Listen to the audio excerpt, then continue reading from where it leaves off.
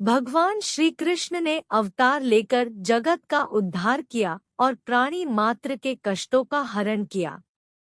सुखों की प्राप्ति हो, समृद्धि की कामना हो या संतान की अभिलाषा हो, सभी मनोकामनाओं की पूर्ति के लिए मानव यदुकुल श्रेष्ठ श्री कृष्ण की आराधना करता है।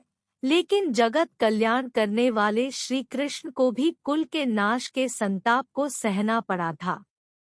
उनका एक पुत्र ही उनके कुल के नाश की वजह बना था।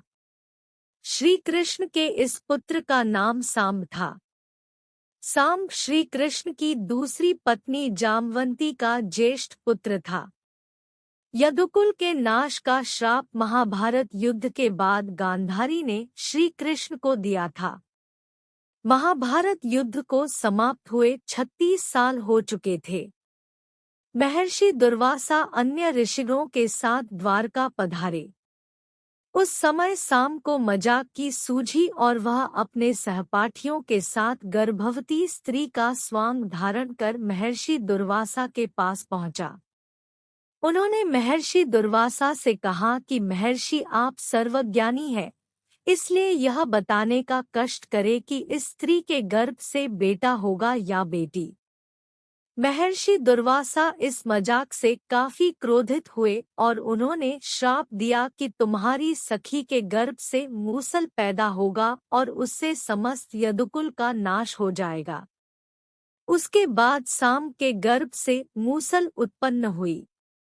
सांब और उसके सहपाठियों ने इस बात की जानकारी श्री कृष्ण को दी। श्री कृष्ण को समझ में आ गया कि गांधारी के श्राप के सच होने का समय आ गया है।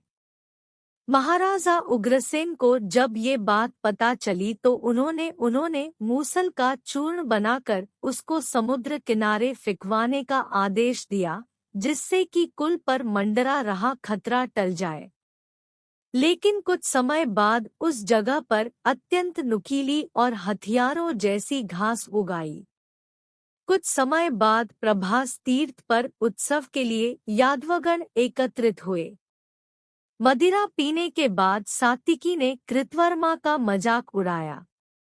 कृतवर्मा ने भी सात्विकी को काफी भला बुरा कहा और देखते ही देखते यादव दो खेमों में बंट गए।